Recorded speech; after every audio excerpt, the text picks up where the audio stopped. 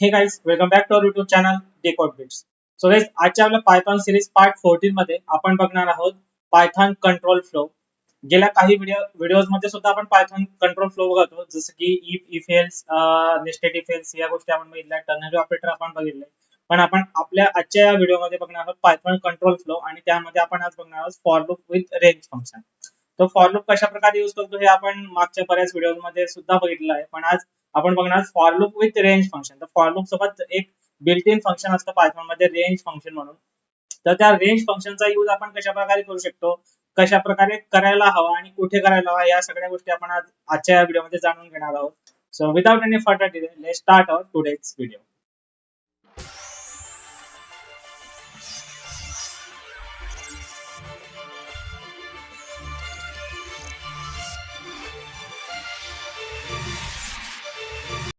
So guys, आपल्या सर्वांना माहिती आहे, आपण बऱ्याच लँग्वेजेस मध्ये काम केलेलं आहे, तुम्ही सुद्धा केलेलं असेल. सिंपल जावा स्क्रिप्ट मध्ये सुद्धा आपण जर काम केलं तरी आपल्याला फॉर लूप यूज करावा लागतो, आणि फॉर लूप का यूज करतो हे आपल्याला माहित आहे. की एखादं काम जर आपल्याला रिपीटेडली करायचं असेल तर त्या केस मध्ये आपण फॉर लूप यूज करत असतो. So in every programming language, कोणतीही प्रोग्रामिंग लँग्वेज घ्या तुम्ही, त्यामध्ये आपल्याला फॉर लूप हा मॅन्डेटरी आहे आणि तो यूज करावा लागतो, आणि प्रत्येक लँग्वेज मध्ये याचा कन्सेप्ट आपण बघत असतो. तर जर तुम्हाला जावा स्क्रिप्ट माहित असेल किंवा C C plus plus Java माहित असेल, तर या तुम्हाला फॉर लूप बद्दल सुद्धा माहित असेल असं मी गृहीत धरतो. तर तरी सुद्धा आपण हे पायथॉन मध्ये बघूया. पायथॉन मध्ये सेम आहे, जसं तुम्ही जावा स्क्रिप्ट मध्ये जर फॉर लूप यूज केला असेल तर सेम फॉर लूप आपण पायथॉन मध्ये सुद्धा यूज करतो. सो जसं की फॉर इच लूप आपण यूज करतो जावा स्क्रिप्ट मध्ये, फॉर ऑफ करतो, फॉर इन करतो, तसंच फॉर इन लूप आपण पायथॉन मध्ये सुद्धा करत असतो. फक्त डिफरन्स एवढाच आहे की पायथॉन मध्ये आपण फॉर लूप सोबत रेंज फंक्शन सुद्धा यूज करू शकतो. आता रेंज फंक्शन म्हणजे काय, तर आपल्याला किती इटरेशन पर्यंत फॉर लूप इटरेट करायचा किंवा फिरवायचा किंवा त्याला एक्झिक्यूट करायचा, हे आपण या रेंज फंक्शन मध्ये डिफाइन करू शकतो. सो अगदी सोपा कन्सेप्ट आहे. रेंज तुम्ही इथे सुद्धा बघू शकता, मी इथे एक स्क्रीनशॉट टाकेल त्याचा सिंटॅक्सचा. तर for I in range, range हे एक फंक्शन आहे, आणि त्यामध्ये आपण एक रेंज दिलेली आहे की तुम्हाला किती इटरेशन परफॉर्म करायचे. आता मी सपोज इथे 5 दिला, रेंज फंक्शन मध्ये मी काय दिलेलं 5 दिलेला, तर हे 5 पर्यंत हा जो लूप आहे तो इटरेट करेल किंवा फिरेल, आणि 5 इथे झालं, डन झालं, 5 इटरेशन डन झाले की तो तिथे स्टॉप होऊन जाईल. तर हा या रेंज फंक्शनचा यूज आहे. तर आता ही तर झाली थेरी. आपण थोडं प्रॅक्टिकली सुद्धा बघणार आहोत, आणि त्यापूर्वी समजून घेणार आहोत की फॉर लूप एक्झॅक्टली वर्क कसा करतो with the help of general example. तर जाऊया आपल्या व्हाईट बोर्डवर. सो इथे तुम्ही बघू शकता, इथे मी एक इमेज घेतलेली आहे समजून घेण्यासाठी की फॉर लूप एक्झॅक्टली वर्क कसा करतो, आणि का म्हणजे फॉर लूपचे एक्झॅक्टली वर्किंग काय आहे. तर तुम्ही प्रत्येक जण आपण यात्रेमध्ये जात असतो, तर यात्रेमध्ये आपल्याला अशा प्रकारचे काही पाळणे बघायला मिळतात. यांना आपण स्काय फ्लायर म्हणू शकतो, किंवा सिंपल वर्ड पाळणे म्हणूया, आपला मराठी व्हिडिओ म्हणून मराठी शब्द यूज करूया, पाळणे. सर हे आपले काही पाळणे असतात, याला स्काय स्क्रॅडल सुद्धा म्हणतात इंग्लिशमध्ये. तर ते असतात, तर हे काय करतात, गोल गोल फिरत असतात, बरोबर. आता इथे आपण रेंज फंक्शनचा सुद्धा यूज करणार आहोत किंवा समजून घेणार की एक्झॅक्टली रेंज फंक्शन म्हणजे काय. तर जेव्हा तुम्ही तिकीट काढून यामध्ये बसायला जाता, तर ते तिकीट काढताना आपल्याला सांगतात की तुम्हाला याचे 2 राऊंड मिळतील, 5 राऊंड मिळतील, 1 राऊंड मिळेल, असं एक्स वाय झेड जे काही असतील ते पैसे घेतात आणि तेवढे राऊंड आपल्याला देतात. आता ते प्रत्येक वेळेस ते फिरवायला जातात का, तर नाही फिरवत. आता एक्झॅक्टली याचं काय काम आहे, एकदा का तुम्ही या पाण्यामध्ये बसलात की इथे याचं काय काम होतं, तो व्यक्ती काय करतो, बटन स्टार्ट करतो, बरोबर. म्हणजे पाळणा स्टार्ट करतो. तर इथे आपण स्टार्ट म्हणून घेऊया. काय करतो, पाळणा स्टार्ट करतो. स्टार्ट केल्यानंतर तो आपल्याला आधी सांगतो की याचे तुम्हाला 2 राऊंड मिळतील, 3 राऊंड मिळतील किंवा 5 राऊंड मिळतील. स्टार्ट केल्यानंतर त्याचे आपल्याला राऊंड किती मिळणार आहे, तर राऊंड मिळणार आहे 5. राऊंड किती मिळणार आहे, 5 राऊंड मिळणार. आता हे 5 राऊंड तो हाताने फिरवेल का, नाही. तर त्यासाठी त्याने काही मोटर इथे अप्लाय केलेली आहे किंवा त्यामध्ये काही प्रोग्रामिंग केली असं आपण समजू. यामध्ये कोणत्याही प्रकारची प्रोग्रामिंग नसते, जस्ट मेकॅनिकल काही इन्स्ट्रुमेंट्स असतात, जसं की मोटर झालं, हे झालं, तर त्यानुसार ते फिरत असतात. पण इथे आपण प्रोग्रामिंग थ्रू समजून घेणार की काहीतरी त्याने प्रोग्राम सेट केला की एकदा एखाद्या व्यक्ती बसला की त्याला फक्त 5 राऊंड फिरवायचे, आणि नंतर त्याला त्यातनं एक्झिट करायचं. तसे आता हे काम करण्यासाठी तो प्रत्येक वेळेस हाताने तर नाही फिरवणार, मोटर फिरवला तर त्या मोटरमध्ये किंवा जे काही प्रोग्रामिंग केलेली असते, तर ती प्रोग्रामिंग कशा प्रकारे करू शकतो आपण with the help of for loop. तिथे आपण काय करतो, फॉर लूपचा यूज करूया. आता थोडा फॉन्ट मी घेतलेला आहे मोठा. सो इथे फॉर एक व्हेरिएबल घेतो एक्स, त्यानंतर इन यूज करायचं आपल्याला इन, आणि नंतर काय यूज करायचं आहे, रेंज फंक्शन, जे की आपण आता पायथॉन मध्ये बघणार आहोत. सो जी रेंज असं, आणि हे फंक्शन असल्यामुळे याला पॅरेंथेसिस असतात. आता या पॅरेंथेसिस मध्ये किती वेळा तुम्हाला हा जो पाळणा आहे तो किती राऊंड मारायचे, किती वेळा फिरवायचा आहे त्याला. तर आता मला इथे 5 टाइम्स याला फिरवायचं आहे, तर मी इथे काय देईल, 5 देईल. तर अगदी सिंपल आहे. आता 5 देईल म्हणजे हा प्रत्येक 5 वेळेस तो फिरणार आहे. तर आता आपल्याला एक राऊंड झाला की प्रिंट करायचं आहे. सब फर्स्ट राऊंड झाला, सेकंड झाला, थर्ड झाला, हे झाल्यानंतर आपल्याला प्रिंट करायचं. तर प्रिंट करण्यासाठी आपण पायथॉन मध्ये काय यूज करतो, प्रिंट यूज करतो, प्रिंट कीवर्ड यूज करतो. आणि प्रिंट मध्ये आपल्याला काय करायचं, हा जो एक्स व्हेरिएबल आहे त्या एक्स व्हेरिएबलला इथे प्रिंट करायचं. सेमीकोलन पायथॉन मध्ये नसतं, हे जावास्क्रिप्टची मला हा सवय आहे, त्यामुळे मी प्रत्येक ठिकाणी जावास्क्रिप्टचा सेमीकोलन देत असतो. पण पायथॉन मध्ये सेमीकोलन द्यायची आपल्याला आवश्यकता नाही, पण इथे आपल्याला कोलन द्यायचा आहे.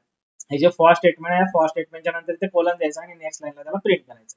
तर आता प्रिंट केल्यानंतर इथे कसं प्रिंट होईल, आता सर्व फॉर लूप आपल्याला माहिती आहे कसा हे करतो, झिरो पासून इथे स्टार्ट होईल. तर सर्वात आधी झिरो प्रिंट होईल. जर तुम्हाला झिरो प्रिंट करायचा नसेल तर आपण असं पण करू शकतो, एक्स एक्स प्लस वन, म्हणजे सर्वात आधी ते झिरो प्रिंट होणार आहे. तर झिरो आपल्याला नको, आपण एक्स प्लस वन, म्हणजे झिरो प्लस वन किती होईल, वन होऊन जाईल. तर इथे सर्वात आधी वन प्रिंट होईल, मग सेकंड राऊंड कम्प्लीट होईल, मग थर्ड होईल, मग फोर्थ होईल, मग फिफ्थ होईल, आणि इथे काय होईल, सगळ्या शेवटी एक्झिट. एक्झिट. ओके. तर लूप आपल्या या ठिकाणी बनून जाईल. तर अशा प्रकारे हे जे रेंज फंक्शन आहे ते वर्क करत असतं. आणि सेम लॉजिक या पाळण्याला सुद्धा लावलेलं असतं, की तो एकदा एखादा व्यक्ती त्यामध्ये बसला तर त्याला फक्त 5 राऊंड द्यायचे. 5 राऊंड झाल्यानंतर तो पाळणा ऑटोमॅटिक स्टॉप होईल आणि त्यांना आपल्याला काय करायचं, एक्झिट करायचं. सो हे एक एक्झाम्पल आपण इथे समजून घेतलं. आता आपण प्रॅक्टिकली सुद्धा समजून घेणार आहोत. तर जाऊया आपल्या पायचार्म एडिटरवर, आणि इथे सेम आपण रेंज फंक्शनचा यूज करणार. तर रेंज फंक्शनचा यूज करण्यापूर्वी त्याचे काही प्रॉपर्टीज, म्हणजे जे आपण रेंज फंक्शन यूज करतो ना, तर ते रेंज फंक्शन जे आहे तर त्याच्या काही प्रॉपर्टीज आहे. तर हे जर तुम्ही रेंज फंक्शन जर बघितलं तर रेंज मध्ये आपण हे 3 पॅरामीटर्स त्या ठिकाणी घेतले. तर सपोज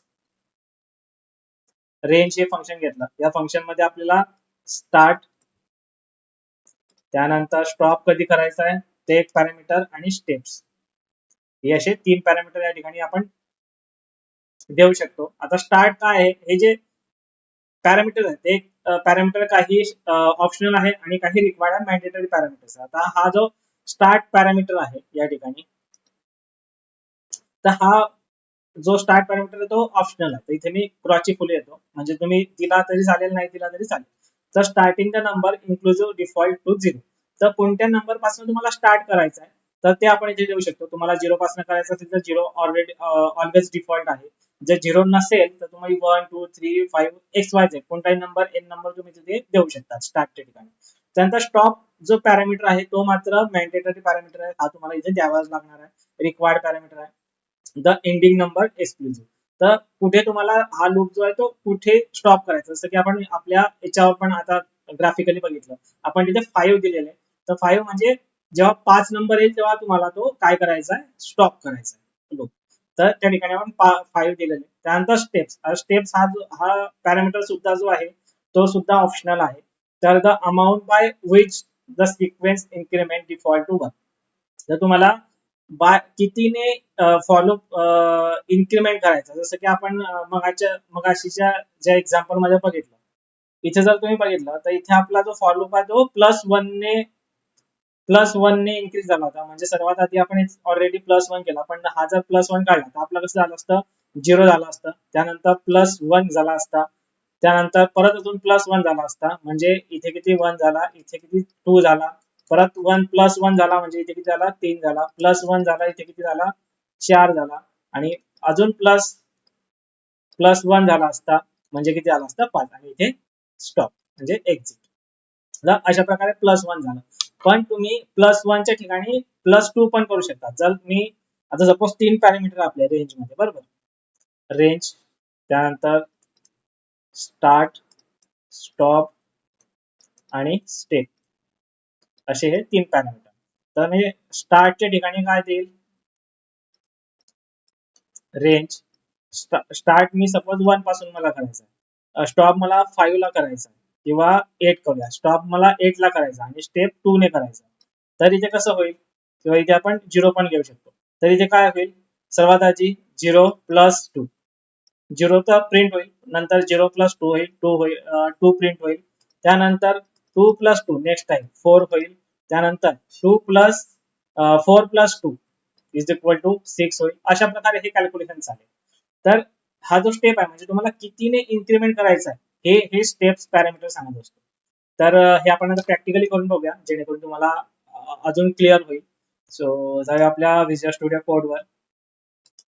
सॉरी, आपण इथे पायचार्मचा यूज करतो. तो पायचार्म विजुअल स्टुडिओ कोड सुद्धा आपण यूज करू शकतो, पण इथे आपण पायचार्म प्रिफर करतो. मग आपण इथे पायचार्मवर कोड करून बघणार आहोत. तर ते सोपं एक्झाम्पल घेऊया, जे आपण आता ग्राफिकली समजून घेतलं तेच एक्झाम्पल घेऊया. तर त्यासाठी सपोज मला 5 पर्यंत नंबर प्रिंट करायचे. So for x in range, आणि इथे किती स्टॉप करायचं, तर 5 ला मला स्टॉप करायचा आहे. आणि सिंपल इथे आपण याला प्रिंट करणार आहोत, प्रिंट एक्स, दॅट्स इट. आणि याला करूया सेव्ह आणि प्रोग्राम करूया आपला रन. तर तुम्ही इथे जर बघितलं तर 0 1 2 3 4 असे हे 4 नंबर जे आहे ते काय झालेलं आहे, प्रिंट झालेलं आहे. शेवटचा जो नंबर असतो त्याला इथे एक्सक्लुजन असतं, तो प्रिंट नाही होत. जर तुम्हाला 5 प्रिंट करायचं असेल तर सिंपल तुम्हाला काय करायचं आहे, +1 करायचं आहे या ठिकाणी. सेव्ह करूया, परत रन करूया. तर स्टार्टिंग 1 ने होईल, तर 1 2 3 4 5 असे 5 नंबर या ठिकाणी प्रिंट झाले. तर आता हा इथे जो नंबर आपण प्रोव्हाइड केला आहे हा काय आहे, हा स्टॉप नंबर आहे. इथे आपण स्टॉप करायचा, आपला हा जो फॉर लूप आहे किंवा इटरेशन आहे हे आपल्याला स्टॉप करायचा, म्हणून आपण इथे हा स्टॉप दिला. पण याच्या व्यतिरिक्त अजून 2 पॅरामीटर आपण ठेवू शकतो, जो की स्टार्ट. तर स्टार्ट मला सपोज 1 पासून करायचा आहे, आणि स्टेप कितीने मला इन्क्रीमेंट करायचा आहे, सपोज मला 2 ने इन्क्रीमेंट करायचं आहे. इथे आता +1 करायची आपल्याला आवश्यकता नाही. इथे जर सिंपल आपण सेव्ह करूया. इथे 5 मध्ये आपल्याला लगेच समजणार नाही, तर इथे आपण काय करूया, 10 घेऊया, थोडा मोठा नंबर घेऊया, जेणेकरून तिथे जास्त नंबर प्रिंट होतील.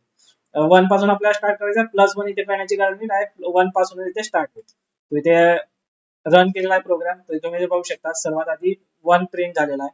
आपण 1 पासून स्टार्ट केला, म्हणून त्यानंतर कितीने आपल्याला इन्क्रीज करायचं, 2 ने करायचं. तर 1 + 2 किती झाले, 3, म्हणून इथे 3 प्रिंट झाले.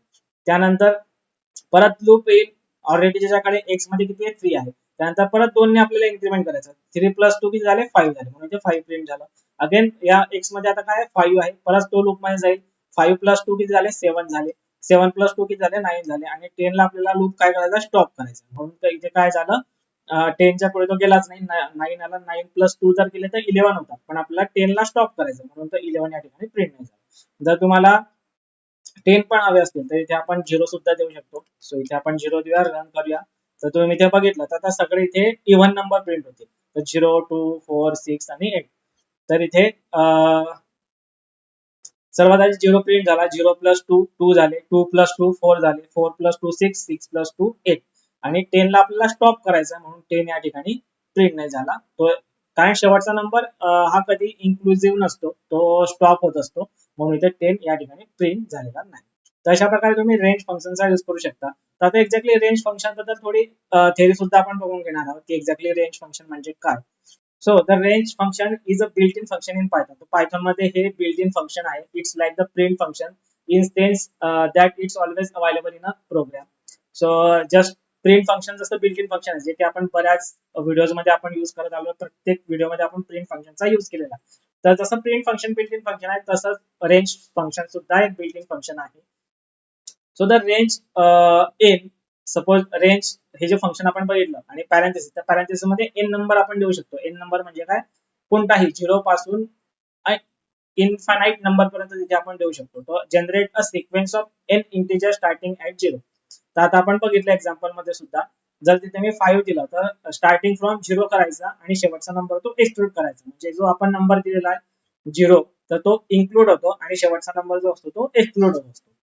So it increase the value by 1 until it reaches the end. जोपर्यंत आपण जो नंबर प्रोव्हाइड केला आहे तोपर्यंत लूप पोहोचत नाही, तोपर्यंत बाय 1 ने आपला लूप काय होत असतो, इन्क्रीज होत असतो. So the range generate a sequence of number 0 1 2 n-1. म्हणजे n-1 का, की शेवटचा नंबर त्याला एक्सक्लूड करायचा असतो, एक्सक्लूड होतो म्हणून इथे n-1 दिला आहे. So note that it's always start from the short of the final number. So इथे एक नोट आहे that it's always short of the final number. Final number यामधनं काय असतो, कमी होत असतो. So this is about the range function. अगदी सोपा कॉन्सेप्ट आहे. इथे आपण एक एक्झाम्पल सुद्धा बघितलं, सिम्पल एक्झाम्पल बघितलं. आता आपण काय करणार आहोत, with the help of range function आपण नंबरचं कॅल्क्युलेशन करणार. सपोज मी 10 नंबर दिला, याला या रेंज फंक्शनला जर सपोज मी इथे 10 दिलं, तर मला 10 पर्यंत पूर्ण सम हवी आहे. म्हणजे 0 पासून 10 पर्यंत जे काही नंबर्स आहेत त्यांची टोटल हवी आहे किंवा सम हवी आहे. तर आपण with the help of range function कशा प्रकारे करू शकतो ते आपण बघूया. सो हे मी असं हे स्टेटमेंट आपण ऍज इट इज ठेवूया. त्यानंतर इथे आपण थोडं मॉडिफिकेशन करूया. सर्वात आधी एक व्हेरिएबल मला इथे डिक्लेअर करावं लागेल. तर सम इक्वल टू 0 इथे देऊन देतो मी. त्यानंतर इथे आपण फॉर लूप घेतलाय, फॉर एक्स इन रेंज 10, कारण 10 पर्यंत किंवा तुम्ही इथे एन नंबर काही देऊ शकता, 100, 1000, 10,000, जो काही तुम्हाला नंबर प्रोव्हाइड करायचा तो नंबर तुम्ही या ठिकाणी प्रोव्हाइड करू शकता. त्यानंतर आपल्याला काय करायचं आहे, इथे काही कॅल्क्युलेशन करावं लागेल. तर कॅल्क्युलेशन अगदी सोपं आहे. सम प्लस इक्वल टू एक्स आणि खालती आपल्याला इथे प्रिंट मध्ये काय करायचं आहे, समला प्रिंट करायचं. That's it. त्याला आपण सेव्ह करूया. तर सर्वात आधी सम एक व्हेरिएबल घेतला, किंवा इथे आपण ठीक आहे, सम ऑफ नम घेऊया, जेणेकरून ते समजेल इझी होईल. So okay. सो आता हे समजायला पण थोडं इझी झालं. सम ऑफ नंबर म्हणजे जे काही आपण इथे नंबर प्रोव्हाइड केले त्यांची आपण या ठिकाणी ऍडिशन करतो. सो इथे सर्वात आधी याला इनिशियलाइज केलं विथ द व्हॅल्यू ऑफ 0. तर यामध्ये 0 स्टोअर केला. त्यानंतर फॉर लूप आपण इथे अप्लाय केलाय. जसं आपण बघितलं की 3 पॅरामीटर असतात, तर 3 पैकी आपण स्टॉप जो पॅरामीटर तो रिक्वायर्ड आहे, तर तो स्टॉप पॅरामीटर या ठिकाणी दिलेला आहे 10 त्याची व्हॅल्यू. तर 10 पर्यंत हा लूप आपल्याला इटरेट करायचा किंवा फिरवायचा. तर स्टार्ट 0 पासून होतो, म्हणजे एक्स मध्ये काय येणार आहे, 0 येणार आहे. तर 0 आल्यानंतर सो एक्स मध्ये या ठिकाणी काय येणार आहे, 0 येणार आहे. तर इथे 0 आला. त्यानंतर सम मध्ये 0 स्टोअर झाला. परत इथे फॉर लूप मध्ये गेला, इथे 1 आला. तर 0 प्लस 1 किती झाला, 1 झाला. 1 इथे स्टोअर झाला. परत इथे गेला, 1 प्लस 1 2 झाला. 2 प्लस 3 5 झाला. असं हे कॅल्क्युलेशन होत राहील आणि जे काही शेवटचं फायनल कॅल्क्युलेशन आहे ते कॅल्क्युलेशन आपल्याला इथे प्रिंट झालेलं दिसतं. त्याला रन करूया आणि तुम्ही इथे बघू शकता 0 1 2 3 6 आणि हे पूर्ण याचं कॅल्क्युलेशन होऊन लास्ट कॅल्क्युलेशन किती आलेलं आहे, 45. तर अशा प्रकारे तुम्ही हे जे आहे कॅल्क्युलेट करू शकतात. तुम्हाला जर फायनल नंबर हवा असेल तर तुम्ही हे जे प्रिंट फंक्शन आहे फॉर लूपच्या बाहेर जर तुम्ही घेतलं तर तुम्हाला शेवटचा डायरेक्ट कॅल्क्युलेशन मिळणार आहे. जर तुम्हाला प्रत्येक नंबर प्रिंट हवा असेल तर जर तुम्ही ह्या फॉर लूप मध्ये प्रिंट जर केलं, प्रिंट स्टेटमेंट जर दिलं, तर तुम्हाला फर्स्ट नंबर पासून इथे दिसेल 0 1, प्रत्येक मध्ये ऍडिशन झालेलं आहे बाय 1. तर 0 प्लस 1 1 1 प्लस 2 3 3 प्लस 3 6, म्हणजे त्यामध्ये कॅल्क्युलेशन झालेलं आहे, ऍडिशन झालेलं आहे आणि शेवटचा फायनल नंबर किती आलेला आहे आपला, 45 आलेला. जर तुम्हाला फायनल नंबर हवा असेल तर हे जे प्रिंट स्टेटमेंट आहे ते तुम्ही जस्ट फॉर लूपच्या बाहेर जर घेतलं तर तुम्हाला फायनल नंबर या ठिकाणी मिळणार आहे 45. तर अशा प्रकारे तुम्ही with the help of for loop and range function एक कॅल्क्युलेशन करू शकता. नंबर ऑफ जे काही तुमचा नंबर असेल तर त्या नंबर पर्यंत तुम्ही पूर्ण त्याचं सम किंवा ऍडिशन करू शकता. सो हे एक एक्झाम्पल झालं calculate the sum of sequence number. आता अजून एक आपण एक एक्झाम्पल बघूया, जे की how to iterate the array with the help of range function. तर त्यासाठी आपल्याला काय करावं लागेल, इथे एक ॲरे घेतो मी आधी ARR म्हणून ॲरे. त्यानंतर त्यामध्ये काही ऑब्जेक्ट्स घेऊया. सो इथे ID 1 name Peter.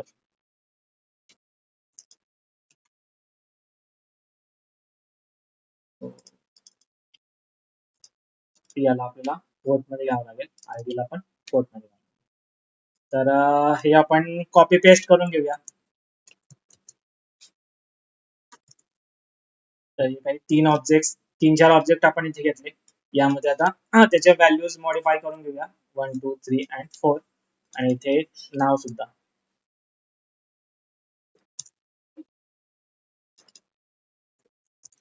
John, Elvis आणि कार्ल असे काही नावं आपण या ठिकाणी टाकून घेतलेली आहे. आता त्यानंतर आपल्याला काय करायचं आहे, फॉर लूप घ्यायचा आहे आणि for with the help of for loop आपण याला इटरेट करूया आणि तुम्हाला जर पूर्ण ऑब्जेक्ट हवा असेल किंवा त्यामधलं काही नाव नेम हवं असेल किंवा आयडिया हवा असेल तर ते सुद्धा आपण या ठिकाणी घेऊ शकतो. सो फॉर लूपचा आपला सिंटॅक्स काय आहे, तर फॉर त्यानंतर एक्स किंवा आय एनिथिंग व्हेरिएबल, तुम्ही व्हेरिएबलचं नाव घेऊ शकता. तर फॉर आय इन रेंज, आणि रेंज मध्ये काय द्यायचं आपल्याला, लेन द्यायचा आहे. तर इथे लेन कशाची घ्यायची आपल्याला, ॲरेची. तर ॲरेची जोपर्यंत लेन संपत नाही तोपर्यंत हा लूप काय होईल, फिरत राहील. त्यानंतर आता नेक्स्टला आपल्याला प्रिंट करायचं आहे. सो इथे आपण प्रिंट करूया. आता प्रिंट काय करायचं आहे, तर आपल्याला पूर्ण ऑब्जेक्ट जर प्रिंट करायचा असेल तर ARR आणि ब्रॅकेटमध्ये आय प्रिंट करायचा. याला सेव्ह करूया आणि याला जर आपण इथे रन केलं तर आपल्याला लाईनवर प्रत्येक ऑब्जेक्ट इथे प्रिंट झालेला असेल. तर आय मध्ये काही प्रत्येक ऑब्जेक्ट आहे, म्हणजे इंडेक्स नंबर आहे ना, तर प्रत्येक इंडेक्स नंबर मध्ये जो ऑब्जेक्ट स्टोअर झालेला आहे तो ऑब्जेक्ट या ठिकाणी प्रिंट होईल. तर इथे आय मध्ये 0 येईल, 0 इंडेक्स येईल, तर ARR ऑफ 0 काय झाला, तर हा ऑब्जेक्ट फर्स्ट ऑब्जेक्ट इथे प्रिंट झाला. फर्स्ट इंडेक्स वर जो होता तो इथे झाला, सेकंड वर जो होता तो इथे झाला आणि थर्ड वर जो होता तो इथे झाला. तर अशा प्रकारे हे ऑब्जेक्ट इथे प्रिंट होतील. त्यानंतर जर तुम्हाला पर्टिक्युलर नेम किंवा त्याचा आयडी हवा असेल तर तुम्ही सेम स्टेटमेंट घेऊ शकता, ARR ऑफ आय आणि नेक्स्ट ब्रॅकेटमध्ये जर तुम्हाला नेम हवा असेल, फक्त नेम हवे असतील तर तुम्ही नेम या ठिकाणी प्रिंट करू शकता. याला सेव्ह करूया, रन करूया. तर तुम्ही इथे बघू शकता ऑब्जेक्ट सुद्धा प्रिंट झालेला आहे आणि त्याचं नेम सुद्धा प्रिंट झालं. तर ह्या ऑब्जेक्ट मध्ये नेम काय, पीटर, म्हणून इथे पीटर झालं. जॉन होता म्हणून इथे जॉन झालं. एल्विस होतं म्हणून एल्विस झालं. काल होतं म्हणून इथे काल. तर अशा प्रकारे तुम्ही फॉर लूप आणि रेंज फंक्शन यांचं कॉम्बिनेशन यूज करून ऍरे सुद्धा इटरेट करू शकतात, नंबरचं कॅल्क्युलेशन सुद्धा करू शकतात. काही नंबर प्रिंट करायचे असतील तर ते नंबर सुद्धा तुम्ही या ठिकाणी प्रिंट करू शकता.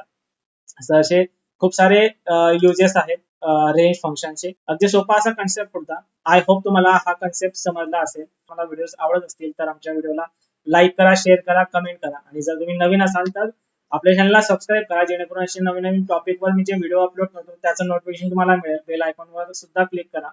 सो पुन्हा भेटूया एका नवीन कन्सेप्ट सोबत एका नवीन व्हिडिओ मध्ये. Till then take care and bye. Thanks for watching the video.